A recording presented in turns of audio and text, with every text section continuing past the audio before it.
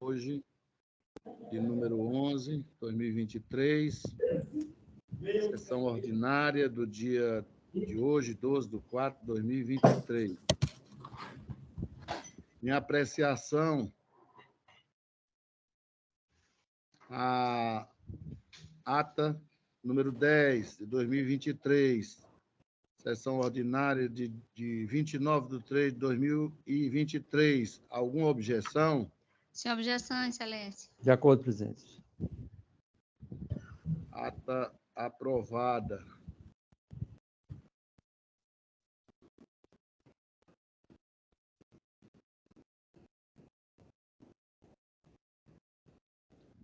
Vamos aqui para o ponto seguinte.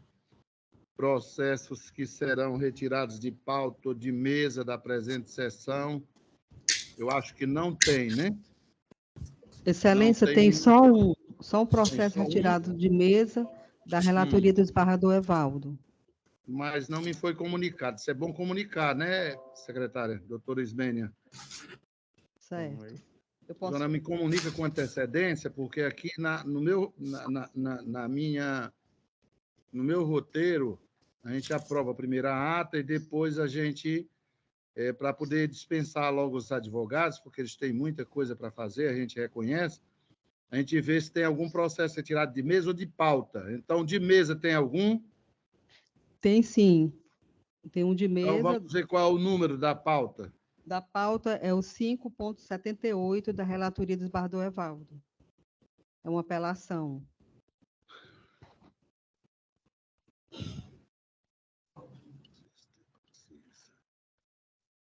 Qual o número aí da pauta? 5.78, 78.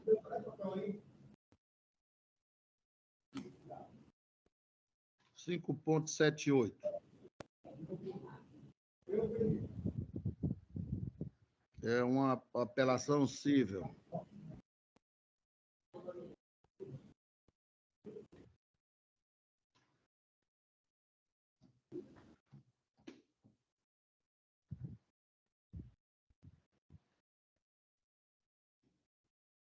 Isso quer o número, presidente? Apelação cível.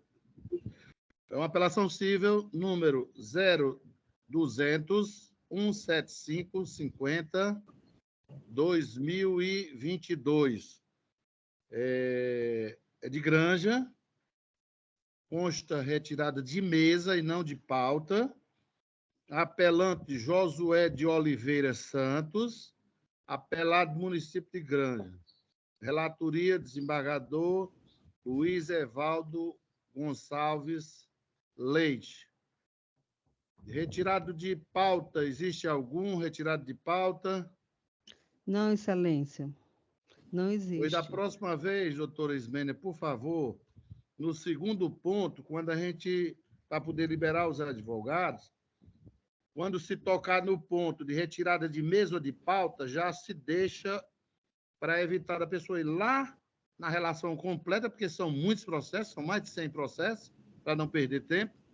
Então, já se deixa lá no número 2, né, uma relação de retirada de mesa ou de pauta. Certo? Ok, excelência. Pedido de vista ou processo com julgamento suspenso? Não tem, né? Isso mesmo. Não tem. Então, agora vamos para o quarto ponto. Pedido de preferência ou de sustentação oral. Nesse caso aqui, nós temos 4 processos com pedido de preferência para sustentação oral. O primeiro processo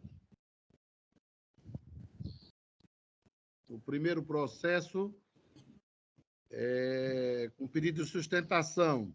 É uma apelação com remessa necessária, número 073-2438-96-2000, relatoria desembargadora Tereza Neumann Duarte Chaves.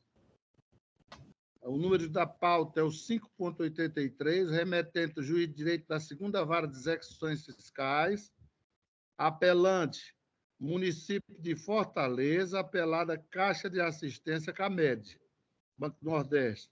E o advogado é o doutor Anastácio. Nesse caso aqui,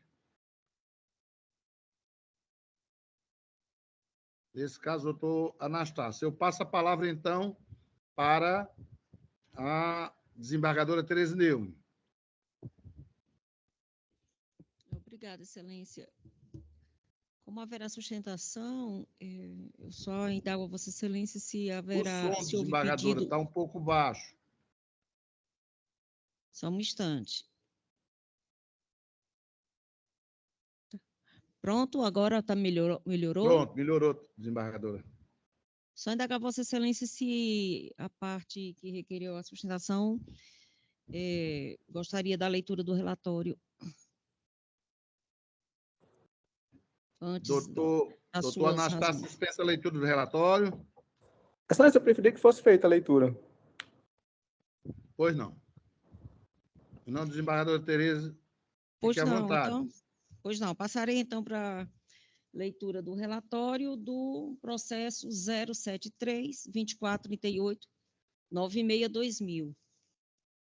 Trata-se de remessa necessária e recurso de apelação civil interposto pelo município de Fortaleza, tendo como apelada a Caixa de Assistência dos Funcionários do Banco do Nordeste do Brasil, CAMED, contra a sentença proferida pelo juízo da 2ª Vara de Execuções Fiscais e Crimes contra a Ordem Tributária da Comarca de Fortaleza, que nos autos da ação de execução fiscal número, o nominado, extinguiu o feito com resolução de mérito, haja vista a procedência das ações anulatórias dos débitos fiscais, condenando o recorrente a honorários sucumbenciais no percentual de 10% sobre o valor da causa.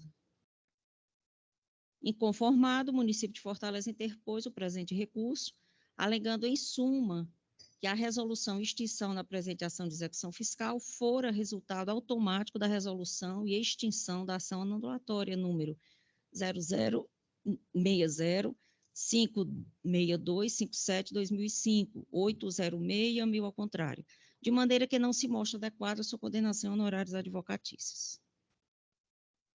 Afirma ainda que o trabalho em uma ação aproveitou e determinou automaticamente a sorte da outra, de maneira que, se considerar que existe esforço apto à remuneração, que ela seja fixada de forma equitativa, nos termos do artigo 85, parágrafo 8º do CPC. Por fim, requereu a reforma do deciso. Das contrarrazões, a recorrida sustenta em síntese que deve-se aplicar ao caso o princípio da causalidade, com a condenação do ente municipal em honorários sucumbenciais, uma vez que a extinção do feito ocorreu após a citação da hora apelada e da oferta por esta de exceção de pré-executividade. Aduz ainda que a verba honorária é independente daquela fixada em ações conexas, como embargos à execução ou anulatória, e ao final pleiteou a manutenção do julgado, sem parecer da Procuradoria-Geral de Justiça, por conta da súmula 189 do STJ.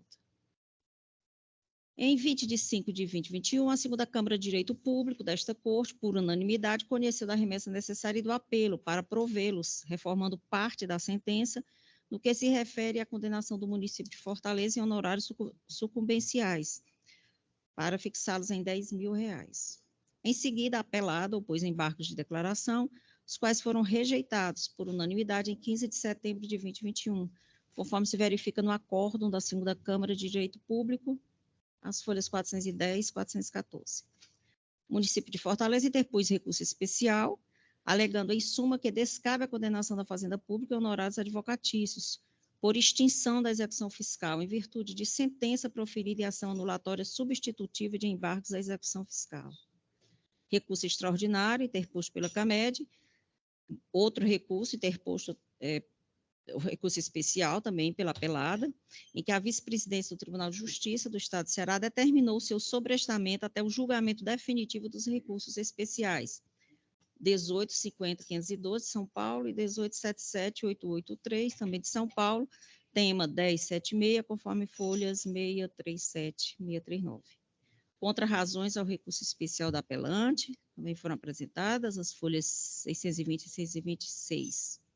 O recurso extraordinário da apelada não foi admitido pela vice-presidência deste Tribunal de Justiça, sendo interposto agravo em recurso extraordinário pela Caixa de Assistência dos Funcionários do Banco do Brasil, Camed, e Rocha Marinho e Sales, Sociedade de Advogados. Posteriormente, a vice-presidência determinou, aspas, o retorno dos autos ao órgão colegiado competente para avaliar se o acordo objeto do recurso especial se encontra ou não em sintonia com o entendimento firmado pelo Superior Tribunal de Justiça, em sede de julgamento de recursos repetitivos, tema 1076, possibilitando, assim, exercer o juízo de retratação, se for o caso, nos termos do artigo 1040, inciso 2 do Código de Processo Civil. Em seguida, os atos foram concluídos a esta relatoria e incluídos em pauta desta sessão. É o relatório, excelências.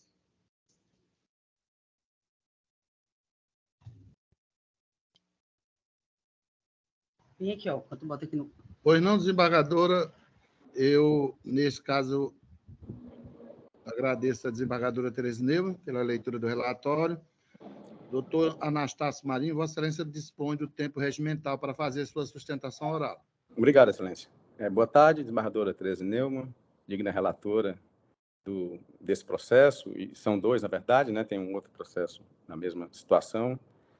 Demais integrantes da turma, desembargadora Iraneide, desembargador Luiz Evaldo, desembargador presidente Raimundo Nonato, Silva Santos. Esse caso, Excelências, realmente retornou para julgamento pela turma em função do advento da tese 1076 do Superior Tribunal de Justiça, que fixou a questão em relação aos honorários advocatícios, que é a única coisa que se discute nesse processo, no sentido de que é obrigatório, nesses casos, a observância, onde tem valores específicos de causa ou benefício econômico, observâncias percentuais previstas nos parágrafos 2º e 3º do artigo 85 do Código de Processo Civil, a depender da presença da fazenda pública na lide, os quais serão subsequentemente calculados sobre o valor da condenação, ou do proveito econômico obtido, ou do valor atualizado da causa. E o porquê isso? Porque essa colenda turma, no julgamento anterior, fixou honorários pelo princípio da equidade. Apesar de já ter, naquele momento, algumas decisões do STJ, no sentido de que deveria ser observado o Código de Processo Civil, em especial o parágrafo 3º do artigo 85, foi deferido o julgamento pelo princípio da equidade e estabelecido um valor de R$ 10.000 para honorários nesse processo. É uma execução fiscal, salvo engano, valor histórico de quase 20 milhões de reais. O processo durou mais de 16 anos. O outro processo, o valor da causa também de 14 milhões de reais, demorou o mesmo tempo. Foram interpostas ações de presecutividade, diversos agravos, foi bloqueado valores da empresa, ou seja, diversos procedimentos foram adotados na ação. Houve uma ação anulatória, ao invés de embargos de execução. Nessa ação anulatória, que foi julgado procedente, entendendo pela não condenação da empresa em pagamento desses impostos, desses tributos, o valor dos honorários fixados lá foi de R$ 2.000, apenas R$ 2.000, pelo princípio da equidade, porque o julgamento ainda foi sobre o Código de 73, o Código de Processo Civil de 73. E quando agora do julgamento das execuções fiscais, o juízo da segunda vara de execuções estabeleceu a condenação na forma do artigo 85, parágrafo 3º, e condenou no valor mínimo de honorários. E daí porque a insurgência nossa em relação à decisão anterior da turma de estabelecer de novo um julgamento de honorários por equidade, quando o próprio STJ já disse que nesses casos deverá ser fixado com base no valor da causa. E, pelo que entendemos, que deve ser mantida a decisão de primeiro grau. Além disso, temos também a questão de que não há que se alegar que foi deferido honorários na ação anulatória, porque, como eu disse, foi R$ 2.000 o valor estabelecido lá. Nós temos também o tema 587 do STJ, que estabelece que, se duas ações correm juntas sobre o mesmo objeto, na pior das hipóteses, a condenação deve se limitar ao máximo que foi estabelecido no Código de Processo Civil. Ou seja, não poderia ultrapassar os 10% do valor da causa fixados pelo artigo 85, parágrafo 3º. A soma das duas. Ou seja, se tem R$ 2.000, nós temos aqui, ao fixar R$ 10.000 de honorários, excelência, data máxima vênia, desembargadora Tereza, mas é como se estivéssemos fixando R$ 600 por ano de honorários por se cuidar de um processo dessa magnitude para o autor, né? Já que demorou 16 anos o processo. Então, entendemos que, efetivamente, o julgamento se deu em divergência com as teses estabelecidas pelo Superior Tribunal de Justiça em relação à fixação de honorários. Essa própria Câmara, recentemente, na apelação civil 020-9312-49/2015, 806-001, de relatoria da desembargadora Tereza Neumann, também decidiu, com base no tema repetitivo 1076, deferindo em favor do Estado honorários com base no valor da causa. Então, já não é uma matéria que não é discutida nessa turma. É bem conhecido, e por isso é que vimos pedir que seja negado o provimento nessa reavaliação aos recursos do município e determinado o restabelecimento da sentença de primeiro grau, que fez o julgamento com base exatamente no que decidiu o STJ no tema repetitivo 1076 e 587 daquela Corte Superior. Agradeço a atenção dos senhores e pedimos que assim seja feito o julgamento. Muito obrigado, senhor presidente. Pois não, doutor Anastácio Marinho. Retorno, então, a palavra ao desembargador Tereza Neumann. Obrigada, excelência. Passarei aqui a leitura da ementa. Acredito que seja a sinopse do julgamento. Realmente é um julgamento que exigiu a análise de alguns pontos e se estendeu um pouco exatamente para que a excepcionalidade do caso fosse devidamente examinada. Mas assim está construída a ementa. Constitucional e tributária, apelação civil e remessa necessária, ação de execução fiscal, sentença de extinção, artigo 924, inciso 3º do CPC, declaração de nulidade dos títulos executivos em ação anulatória conexa, honorários advocatícios pela regra geral, remessa necessária, apelação civil, conhecidas e providas apenas para aplicar o critério da equidade à fixação da verba honorária, acórdão unânime. Advento do tema 1076, determinação para reexame do acórdão em juízo de retratação, artigo 1040, inciso 2 do CPC. Honorários advocatícios mantidos pelo critério da equidade, acórdão recepcionado pelo tema 1076. Ação anulatória e executiva conexas. Procedência por sentença da pretensão anulatória. Títulos executivos fiscais anulados. Proveito econômico equivalente ao total da quantia monetária cobrada. Consequência lógico-jurídica. Extinção da ação de execução. Encerramento da relação obrigacional. Situação insusceptível de quantificação. Títulos já anulados. Proveito não estimável monetariamente. Artigo 85, parágrafo 8º CPC. Arbitramento dos honorários pelo critério da equidade. Juízo de retratação negativo, acórdão mantido. 1. O artigo 1040, inciso 2 do CPC, estabelece que, publicado o acórdão paradigma, o órgão que proferiu o acórdão recorrido reexaminará o recurso anteriormente julgado, visando a verificar se o acórdão recorrido contraria ou não a orientação do Tribunal Superior. 2. O acórdão prolatado anteriormente, entendeu pela fixação dos honorários sucumbenciais com base na apreciação equitativa, prevista no artigo 85, parágrafo 8º do CPC. Posteriormente, o STJ, quando do julgamento dos recursos especiais 1850.512, 1877.883, 1906.623 e 1906.818, todos de São Paulo, fixou a tese do 1076,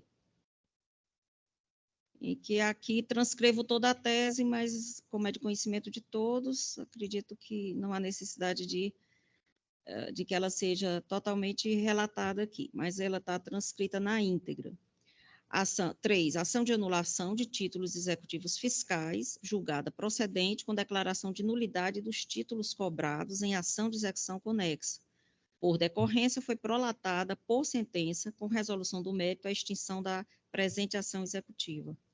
A extinção da ação de execução com julgamento do mérito decorrente da procedência da anulatória nenhum impacto econômico causou ao crédito tributário, já anulado.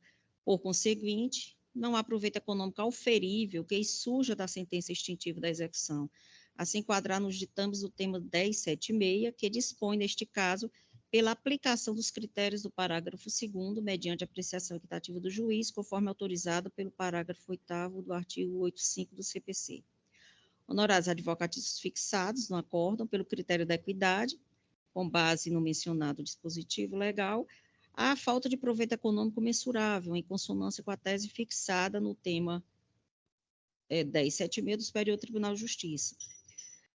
Em sede de juízo de retratação negativo, pronuncio-me como relatora para a manutenção do acordo anteriormente prolatado. É assim que me pronuncio, excelências. Pois não, desembargadora Tereza Neumann, eu vou pedir vista e vamos para o próximo julgamento. Doutor Anastácio, uma boa tarde para o senhor. Boa tarde, Boa excelência. semana. Muito obrigado. Boa semana para todos os senhores. Muito obrigado. Vamos agora para o número 2. Pedido de sustentação oral, número 2, também da desembargadora Tereza Neumann. Número 2. É uma apelação civil número 0050-144-60-2005. Relatoria desembargadora Tereza Neumann, Duarte Chaves. Número que está no processo na pauta é o 5.82. Apelante, município de Fortaleza, apelada também a Caixa dos funcionários de assistência aos funcionários do Banco Nordeste, CAMED. Advogado também é o doutor Anastácio Marinho, né? Foi o mesmo julgamento, né? Foi o mesmo resultado, desembargadora Tereza Neumann. Sim, excelência. O doutor Anastácio está em sala ainda? Não, excelência. Pronto, eu também, por coerência, também vou pedir vista nesse, né? A mesma Que é a mesma situação, não é, desembargadora? A mesmíssima, apenas mudam os títulos executivos. Tá certo. Os valores dos Então, títulos. tá certo. Então, eu peço vista no segundo também. Vamos para o terceiro julgamento, terceiro processo. Apelação civil número 012-4848-92-2015, relatoria desembargadora Maria Iraneide Moura Silva. O número que está no processo, na pauta, o número do processo é o 5.21. Apelante, nesse caso, é o Sindicato das Empresas Locadoras de Equipamento, Máquinas e Ferramentas do Estado de Ceará. O advogado doutor Maicon, que está presente, eu já vi. E o apelado é o município, né? Então, eu passo a palavra à desembargadora Iraneide. Obrigada, senhor presidente. Senhor presidente, gostaria que indagasse do doutor Maicon se dispensa a leitura do relatório. Doutora Iraneide, eu gostaria que fosse feita a leitura, por gentileza. Pois não. Fique à vontade, desembargadora. Obrigada, senhor presidente. Passo, então, a leitura do relatório. Cuida-se de apelação civil interposta pelo Sindicato das Empresas Locadoras de Equipamentos, Máquinas e Ferramentas do Estado do Ceará, Sindilec Ceará, visando reformar a sentença proferida pelo juízo da 5ª Vara da Fazenda Pública, que denegou a segurança na ação mandamental impetrada em face do secretário de Finanças do município de Fortaleza e do coordenador de administração tributária do município de Fortaleza.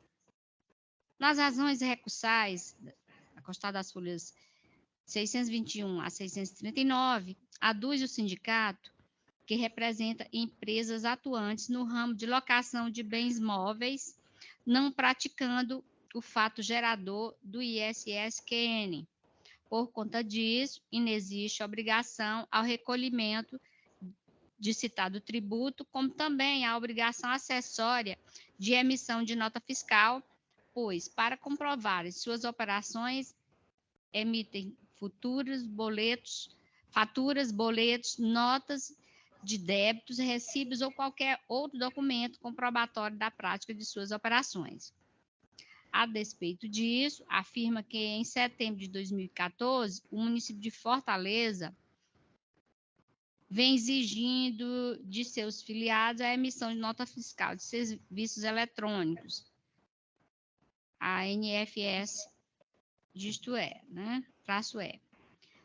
Narra ainda que o entendimento da municipalidade não possui embasamento jurídico, pois não são contribuintes de ISS-QN, haja vista que a locação de bens móveis não está na lista contida na Lei Complementar número 111 de 2003 e a súmula vinculante número 31 do STF corrobora pela inexigibilidade do referido imposto, arguindo que, por ser indevido o pagamento do tributo, obrigação principal, a emissão de nota fiscal de serviço eletrônico também o é, obrigação acessória.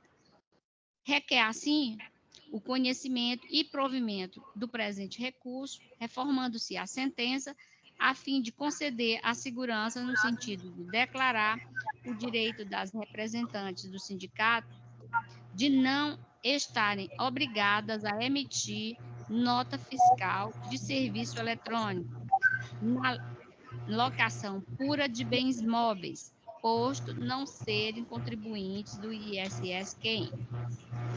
Por outras razões, o município de Fortaleza argue a preliminar de inadequação da via eleita, defendendo que o RIT objurga lei em tese e, no mérito, pugna pela ratificação da sentença, denegando-se a segurança.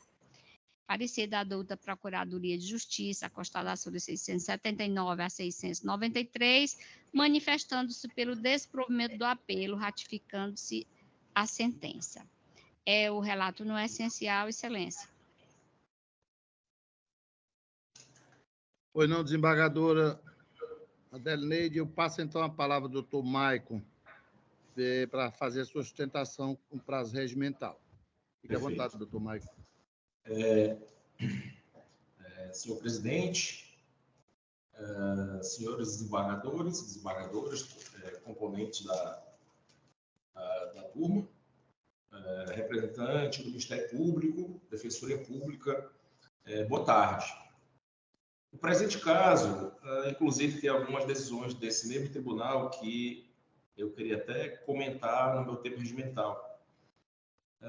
O presente caso cinge-se acerca da legalidade ou não legalidade de exigência de uma obrigação instrumental, que seria, no caso, uma obrigação acessória, para as empresas locadoras de equipamentos, no caso, quando houver locação de bens móveis de forma pura, tá? O que acontece de fato aqui? Em 2014, o município de Fortaleza, ele expediu um informativo para toda a categoria, né? Inclusive para todo mundo de Fortaleza, na verdade, que trabalha nesse segmento. E com esse ofício, esse informativo, ele explicitou que todas as empresas que prestam serviço no estado do Ceará, inclusive as que locam equipamentos, seriam obrigadas a emitir notas fiscais de serviço. Eu queria só deixar bem registrado, inicialmente, que nunca essas empresas foram obrigadas, anteriormente a 2014, nunca foram obrigadas a emitir notas fiscais, mas sim qualquer outro tipo de documento que comprovasse suas operações, como notas de débito, como recibos, faturas, tickets, etc. Inclusive, essa mesma disposição estava na legislação municipal anterior e está na legislação municipal atual. E o que acontece? O município instituiu um novo código, né, tributário municipal, com a Lei Complementar número 159 de 2013. E dentre essas predileções, existe o artigo 256, que eu peço bem para fazer uma leitura, muito rápida. O que o artigo 256 diz? O contribuinte do ISS, ele começa logo explicitando acerca do contribuinte no seu caput. O contribuinte do ISS, pessoa física, pessoa jurídica e pessoa física, equiparada à pessoa jurídica para efeitos tributários, ainda que imune, isento e submetido a regime diferenciado para pagamento do exposto, fica obrigado a. Dentre essas obrigações, existe o inciso 6º, que ele fala exatamente emitir nota fiscal, vírgula, fatura, vírgula, cartão, vírgula, bilhete, vírgula, ticket ou qualquer outro tipo de controle de ingresso de eventos por ocasião da prestação de serviços conforme dispuser o regulamento. Até aí, tudo ok com a legislação. Ela fala exatamente que o contribuinte do ISS ou aqueles que são contribuintes, mas que a Constituição ou a legislação determinam a sua imunidade ou a sua isenção, né?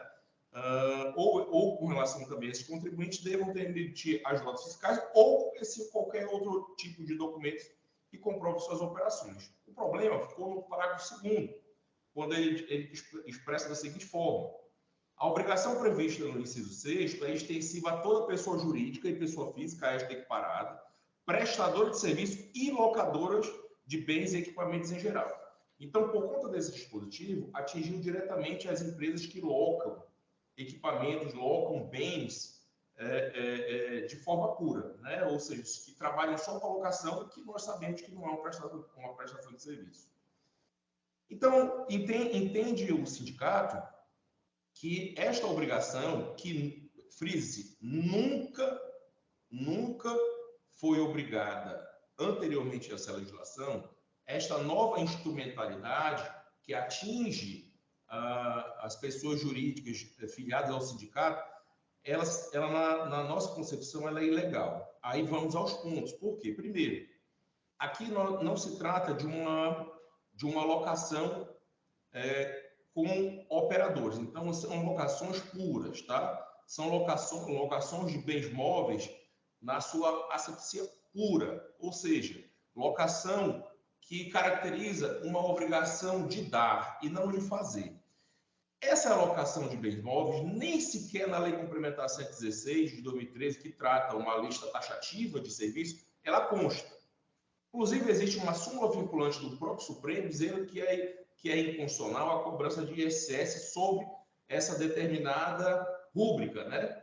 Por conta de não haver qualquer tipo de prestação de serviço. A situação já começa a ter uma indicação de ilegalidade por aí. Você está cobrando uma obrigação acessória em função de uma determinação de uma operação que sequer está na competência tributária do município, haja visto que não se trata aqui de uma prestação de serviço. Bom, o primeiro ponto é esse, a questão da alocação pura e a diversificação das operações das empresas que trabalham com esse ramo, tá? O segundo ponto que eu queria destacar aqui, Excelência, é o seguinte: o artigo 113 do Código Tributário Nacional, o 113, parágrafo 2º, ele estabelece uma relação muito inteligente acerca da obrigatoriedade da instrumentalização das obrigações acessórias. Ele fala aqui de forma clara que as obrigações acessórias elas têm por objeto prestações, né? Desculpa, prestações positivas ou negativas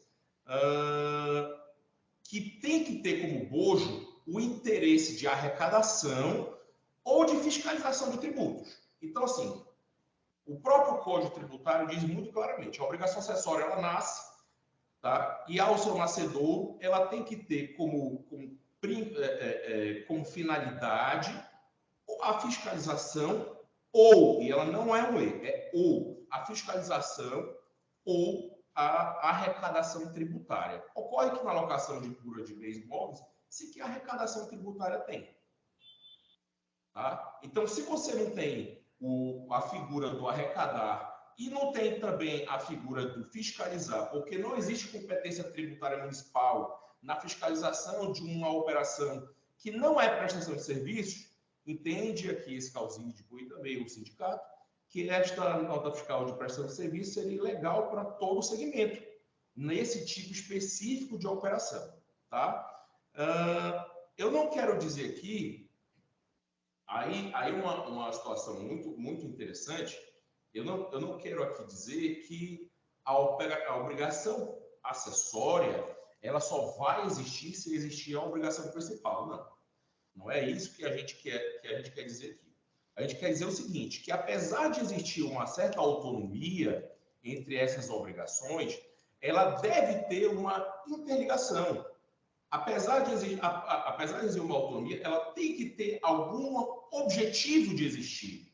E o objetivo de existir o objetivo principal de existência de uma obrigação acessória, de uma obrigação instrumental, é exatamente na fiscalização, no controle das obrigações principais. Não tem como a gente desmistificar isso. Por quê? Porque o próprio Código determinou isso. Né? O próprio Código, o legislador, ele teve a cautela de determinar que a obrigação acessória, apesar dela ter também um conteúdo de autonomia, ela tem que ter uma interligação com a arrecadação tributária. Porque imagina, se não fosse dessa forma, existiriam obrigações tributárias para todos os entes, tá, de forma cruzada no país. Imagina a pessoa que obtiver algum tipo de renda que não caracterizasse, um exemplo, não tem circulação de mercadoria para título de ICMS, fosse obrigado, eventualmente, a ter que prestar esse tipo de informação dentro de suas obrigações fiscais. Tá? Então, assim, a gente entende aqui o sindicato que essa interligação, apesar de existir uma autonomia, essa interligação deve ser analisada pelo tribunal, porque o próprio Código Tributário que especifica, não é um entendimento aberto, é uma situação que o próprio Código identifica e ele mesmo especifica que deve haver, para a obrigação acessória, e ele fala muito claramente, essa interligação no interesse da arrecadação ou fiscalização tributária. Tá? Eu queria trazer... Vossa Excelência dispõe de 1 minuto. 1 minuto só? Tá, então vou ser muito rápido. Eu queria só trazer aqui uma situação, aqui, Excelência, do artigo 256, que ele fala o seguinte, se a gente for ver, ele fala, artigo 256, ele fala, o contribuinte do ISS, ele fala, o contribuinte do ISS, as empresas não são contribuintes do ISS, nenhuma. Aí ela fala no parágrafo 2º, ela coloca a locadora de bens móveis e equipamento geral. Eu entende o sindicato, que quando ela inclui a locadora de bens móveis e equipamento em geral, é quando inclui a prestação de algum serviço que o torna contribuinte, como exatamente a alocação de algum tipo de bem móvel como um operador. Esse é o entendimento que eu queria trazer aqui para Vossas Excelências, tá? E assim, finalizando, Excelência, só para trazer aqui a lume, eu tenho visto alguns entendimentos do tribunal acerca de um recurso de efeito de representativo de controvérsia do STJ, que inclusive fala que existe autonomia, pode existir uma obrigação acessória com uma obrigação principal, sem uma obrigação principal, que eu concordo, mas no próprio artigo, no próprio julgamento, se eventualmente vier dentro do acordo, ele fala que só pode existir essa autonomia tendo que se analisar o princípio da razoabilidade e da proporcionalidade. Naquele caso do recurso especial, desse recurso, no caso, que tem sido muito colocado no julgamento do tribunal, existia uma empresa, ela estava passando bens do ativo fixo para a própria empresa em outro estado, onde não há circulação de mercado, onde não há operação de ICMS, onde não há a circulação econômica da mercadoria, mas há circulação física. É por isso que existia esse controle. No caso aqui do sindicato, sequer existe a instituição tributária, sequer existe a competência, sequer existe o tributo em si. Então, eu queria finalizar aqui a sustentação oral, agradecer a oportunidade e solicitar que o recurso do sindicato seja provido. Boa tarde, Excelência. Obrigado pela oportunidade. Boa tarde, doutor Maico. Muito obrigado, Vossa Excelência. Eu devolvo a palavra à nobre relatora. Obrigado, senhor presidente. Eu quero, primeiramente, parabenizar ao doutor Maico pela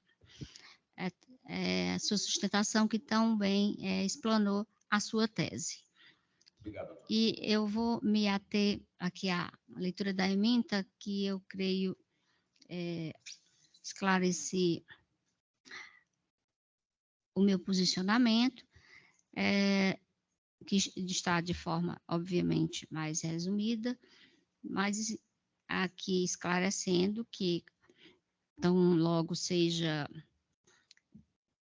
oportuno, o voto na sua íntegra será disponibilizado. Então, vejamos, apelação civil, tributário, ISSQN, locação de bens móveis, dissociação em relação à prestação de serviços, não incidência, tributo indevido, súmula vinculante 31 do STF, obrigação acessória, emissão de nota fiscal, legalidade, precedentes desta Corte Estadual, recurso conhecido e desprovido. 1. Sustenta o município de Fortaleza a preliminar de que o mandado de segurança objurga lei em tese, o que é vedado, conforme súmula 266 do STF. Essa preliminar eu estou rejeitando. 2. O STF, em sede de repercussão geral, de número 626, 706, relatoria do ministro Gilmar Mendes, de 24 de nove de 2010, tema 2012, tema 212, decidiu ser inconstitucional a incidência do imposto sobre serviços de qualquer natureza, ISS, sobre a operação de locação de bens móveis dissociada da prestação de serviços. 3. Com efeito, a expedição do informativo de número 8, 2014, pela Secretaria Municipal de Finanças do município de Fortaleza, determinando que as pessoas jurídicas que realizem a atividade de locação de bens e equipamentos em geral tenham a obrigatoriedade de emitir nota fiscal de serviços eletrônicos. Assim cumpriu, a bem da verdade, o princípio da legalidade delineado no artigo 113, parágrafo 2º do CTN, e artigo 256, parágrafo 2º da Lei Complementar 159 de 2013, Código Tributário do município de Fortaleza. Esse entendimento que eu exposei neste voto. Eu cito aqui algumas decisões da primeira Câmara, uma delas da relatoria da desembargadora Lisete Gadelha e desta segunda Câmara de Direito Público, da relatoria, processo que foi da relatoria desembargadora Tereza Neumann Duarte Chaves e do eminente desembargador Francisco Gleidson Pontes. Assim, senhor presidente, eu concluo que conheço da apelação, mas para desprovê-la, em consonância com o parecer da douta Procuradoria-Geral de Justiça. É como voto, senhor presidente.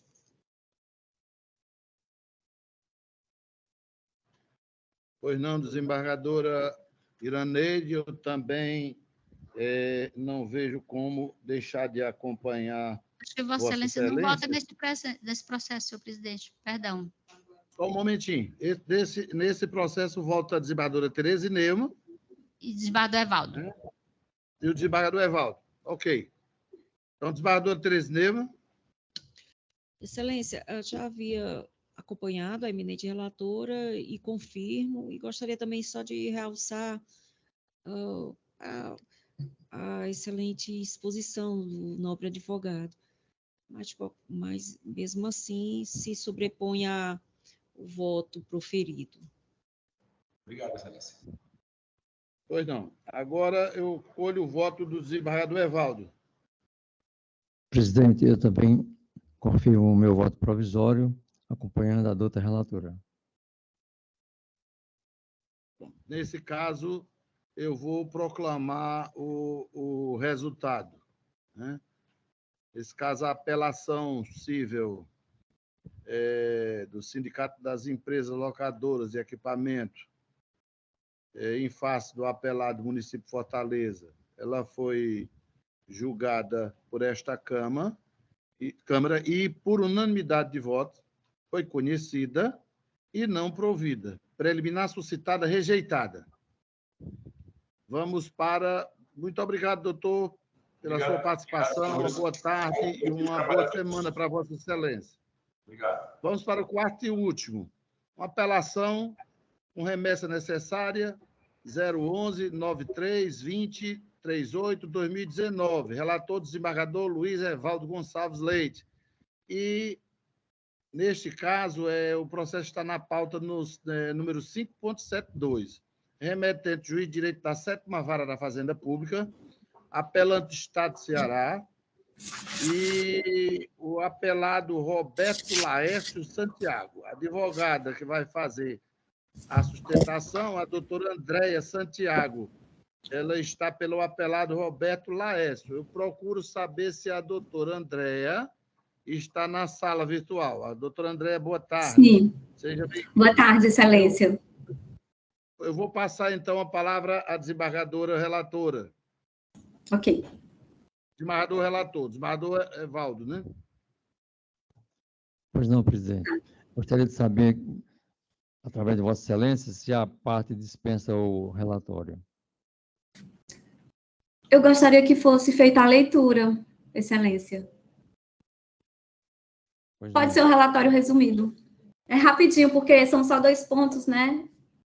Relatório. Pois não, doutora. Eu passo para o desembargador Evaldo para a leitura de forma resumida, querendo, do Sim. relatório. O relatório é breve, presidente.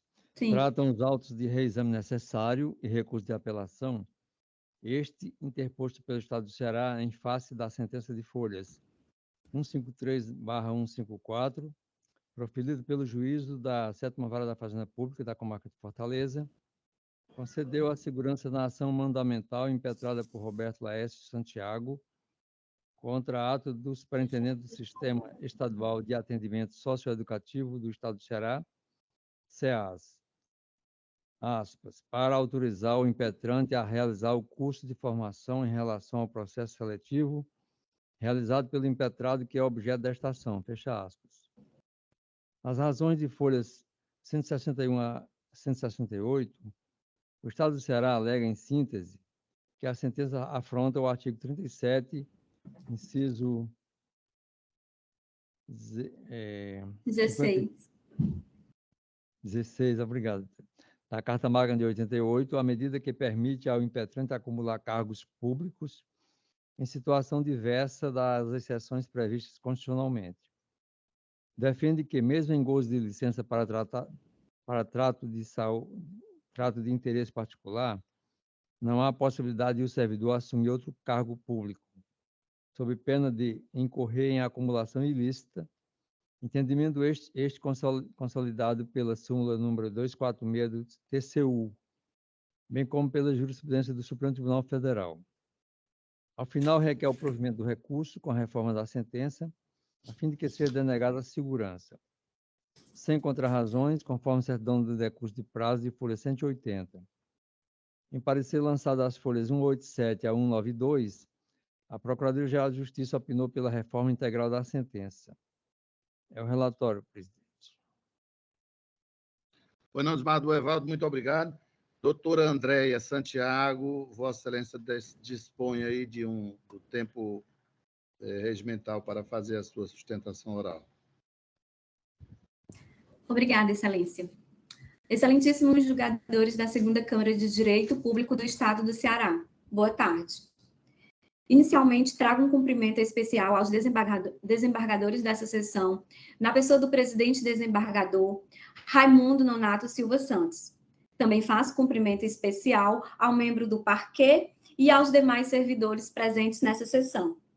Gostaria de aproveitar esse momento para ressaltar que, para mim, é uma honra estar hoje presente diante de Vossas Excelências, haja vista hoje ser a minha primeira sustentação oral. O caso concreto em análise trata-se de matéria de concurso público em sede de mandado de segurança, com pedido de liminar de acesso à participação em curso de capacitação para o exercício de cargo temporário de 1 ano de sócio-educador.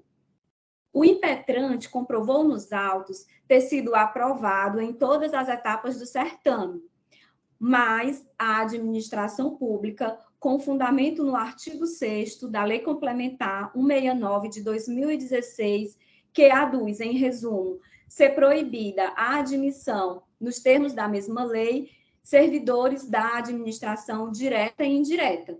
utilizando-se desta lei, cerceou o direito líquido e certo do impetrante ter acesso ao curso de capacitação de sócio-educador. Os pontos trazidos pela defesa, pela Procuradoria, foram 2. O primeiro ponto foi dizer que o impetrante causaria prejuízo aos cofres da administração pública. O segundo ponto trazido pela Procuradoria foi a alegação que a administração pública sofreria prejuízo se o apelado, por uma necessidade da administração pública de Aquiraz, convocasse-o para exercer novamente as suas funções, mesmo este estando licenciado pelo prazo de 2 anos, sem remuneração. Outro sim, alegou a Procuradoria que o impetrante, ao esclarecer a administração que pediu licença de 2 anos e que estava no gozo desta licença não remunerada, quis eximir-se de observar a vedação que está prevista no artigo 37, inciso 16 da Constituição Federal, de acumulação em caixa alta remunerada de cargos públicos. Ocorre, excelências, que o artigo 37, inciso 16, verda de forma clara e explícita a acumulação remunerada de cargos públicos.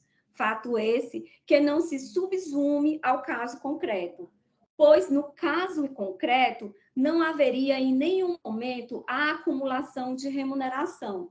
Haja vista que o cargo de sócio-educador era determinado para o exercício de apenas 1 ano, possibilitando dessa forma o direito do impetrante de, sim, participar do curso de formação como última etapa e, sim, de exercer o cargo sem ferir o dispositivo constitucional alegado, pois, uma vez que não há acúmulo de remunerações, isso obstaria, afastaria e faria desaparecer o óbice constitucional. Qual é? O da remuneração de cargos públicos acumulado. Nesse sentido, suplica à defesa que vossas excelências se dignem a não aplicarem a mera subsunção literal do artigo 6º da Lei Complementar 169 de 2016, suscitada pela defesa, vez que o entendimento nesse sentido deixaria de lado uma interpretação conforme o que se quer à Constituição, a qual seria mais adequada no caso em análise. Haja vista ser imprescindível a aplicação dos princípios de adequação e proporcionalidade ao caso concreto. E estes princípios possibilitariam uma nova visão à Câmara e a construção de uma norma legal pautada numa interpretação conforme ao artigo 37, inciso 16 da Constituição, de modo a fazer prevalecer o direito que é bom, líquido e certo. Assim, a defesa requer que seja julgado totalmente precedente o pedido de liminar para que o impetrante possa ter acesso ao curso de capacitação, bem como que, no mérito, a ele possa ser concedido o direito de exercer por 1 ano o cargo de sócio-educador, sem acúmulo de remunerações, haja vista que é 1 ano a previsão editalícia. Muitíssimo obrigada.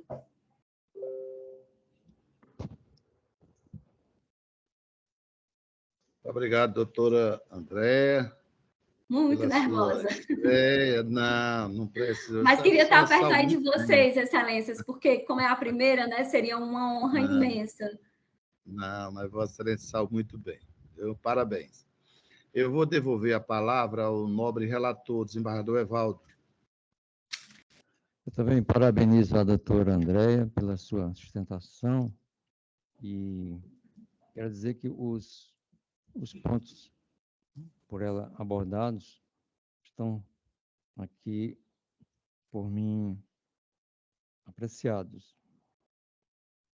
Eu vou, presidente, ler o voto, que é um voto curto, e vou procurar resumir lendo só o essencial.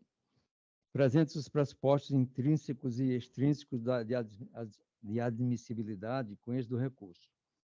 Consoante relatado, tratam os autos de resumo necessário e recurso de apelação, este interposto pelo Estado do Ceará, em face de sentença que concedeu a segurança na ação mandamental impetrada por Roberto Laércio Santiago, contra ato do Superintendente do Sistema Estadual de Atendimento Socioeducativo do Estado do Ceará, o SEAS, aspas, para autorizar o impetrante a realizar o curso de formação em relação ao processo seletivo realizado pelo impetrado que é objeto desta ação, fecha aspas. No caso concreto, o autor, servidor público efetivo do município de Aquiraz, né, doutora? Isso, exato. Em gozo de licença não remunerada, pretende realizar curso de formação referente a processo seletivo, promovido pela Superintendência do Sistema Estadual de Atendimento Socioeducativo, SES, edital número 01/2017, SES/CEPLAG, porquanto aprovado e convocado no referido certame. Dita pretensão esbarra na proibição de acumulação de cargos públicos, prevista no artigo 37, incisos 16 e 17 da Carta Magna de 1988. No artigo 6º da Lei Complementar Estadual número 169, de 2016, e na cláusula 1.11.7 do edital do concurso, folha 37, conforme se vê. Aqui eu transcrevo o artigo 37 da Constituição Federal, o que interessa aqui o inciso 16, letras A, B, C e o 17. Peço permissão para não lê-los, porque não vejo necessidade. E também transcrevo o artigo 6º da Lei Complementar Estadual número 169, de 2016. Assim como o edital 01/2017, SEA-CEPLAG, o 1.11.7, que fala, neste caso, é proibida a admissão de servidores da administração direta ou indireta da União, dos Estados e do Distrito Federal e dos municípios, bem como de empregados ou servidores de subsidiárias e controladas. Há de se destacar que o gozo de licença sem remuneração não é lida à vedação constitucional de acumulação de cargos públicos, uma vez que se trata de afastamento temporário, precário e discricionário, podendo cessar a qualquer tempo, pelo que não perde o servidor o vínculo com a administração pública. Nesse sentido, é anunciado o simulado número 246 do Tribunal de Contas da União. Aqui também transcrevo e peço permissão para não ler, a menos que haja interesse de algum integrante da corte, da turma. Atente-se ainda para a jurisprudência que segue da lavra da Suprema Corte. Aqui destaca o ponto em negrito. A jurisprudência do Supremo Tribunal Federal firmou-se pela impossibilidade de acumulação de cargos, mesmo que o servidor esteja licenciado de um deles para tratar de interesses particulares, sem recebimento de vencimentos precedentes. Recurso especial número 1296557, agravo regimental da primeira turma da relatoria do ministro Dias Toffoli, STF, AR 1378790, julgado em 3/10/2022, publicado em 28/11/2022. E também, presidente, aqui proferido no MS 27955, agravo regimental, relator o ministro Roberto Barroso, primeira turma, julgado em 17/8/2018, publicado em 5/9/2018, no mesmo sentido. Nesse cenário, considerando que a licença outorgada pela municipalidade ao recorrido não se presta a afastar seu vínculo com o serviço público municipal, forçosa a reforma integral da sentença, sob pena de admitir-se a acumulação de cargos públicos fora das exceções previstas na Constituição. Por todo exposto, com isso da remessa necessária e do recurso de apelação para dar-lhes provimento, reformando integralmente a sentença, a fim de denegar a segurança requestada, sem honorários, súmulas 105 do STJ e 512 do STF, e sem custos face à isenção legal. Como voto, presidente?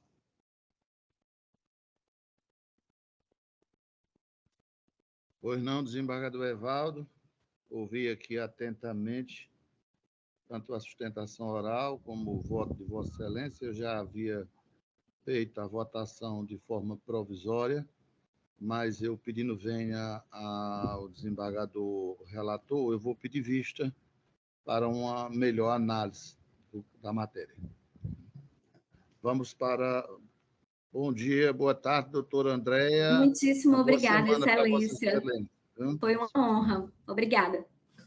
Pois não. Vamos agora para... Vamos continuar no nosso roteiro. Já não tem, doutora Ismênia, não tem mais sustentação oral, não é isso? Isso, encerraram. Pronto. Então, agora eu vou indagar da desembargadora. Primeiro eu vou perguntar ao Ministério Público, doutora Sheila Pitombeira. Vossa Excelência deseja fazer algum requerimento? Tem algum comentário? Alguma observação a fazer? Não, senhor presidente. O Ministério Público se manifestou já nos autos e está satisfeito com essa manifestação já posta nos autos. Doutora Dirce Calixto, Vossa Excelência tem alguma observação a fazer? Algum requerimento? Não, Excelência. A Defensoria ratifica todas as manifestações já colocadas, inseridas nos autos. Nada. Então, nesse caso, eu vou, pela ordem aqui, procurar saber da desembargadora Iraneide. Desembargadora Iraneide, Vossa Excelência tem alguma observação a fazer, algum requerimento a fazer?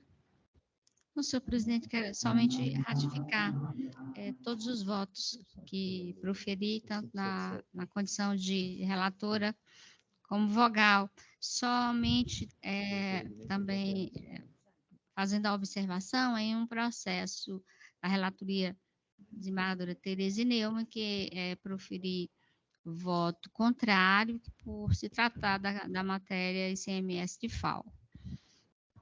Aquele de FAO. E hoje nós não vamos poder continuar o julgamento em face da ausência do nosso estimado amigo desembargador Gleitz, que está de férias. Como a matéria é batida, rebatida, a gente poderia, se ele estivesse presente, poderia continuar no 942 e aí finalizava, mas nós não vamos poder, nós vamos então, doutora Ismênia, suspender, faz as anotações devidas e suspende este julgamento, né? Já foi dado o voto da desembargadora Tereza Neumann e, em seguida, a desembargadora também se manifestou no sentido contrário. Desembargador Evaldo. Presidente, eu também confirmo, ratifico os votos proferidos por mim, tanto como relator, assim como vogal. Apenas essa observação do roteiro 577, que a desembargadora Tereza votou de forma divergente, também para a sociedade de falda. Né? Mas não podemos levar adiante hoje, né? Voto estendido, não é isso? Por conta da ausência do desembargador Gleitz, né? Perfeito. Eu também, neste caso, eu vou ratificar os meus votos, tanto como relator como vogal. Também não tenho nenhum requerimento a fazer, né? E passo a palavra à desembargadora Tereza Neumann. Obrigada, Excelência. Da mesma forma, ratifico os votos como vogal e como relator. Então, nada mais havendo, dou por Os julgados. encerrada. Julgados, número de julgados. 85 julgados. Bem, Presidente, estamos pela indo bem, ordem. né? Presidente, Pois não. pela ordem, depois que terminar essa sessão, eu queria falar um assunto aqui de interesse da nossa Câmara, viu? Se for possível.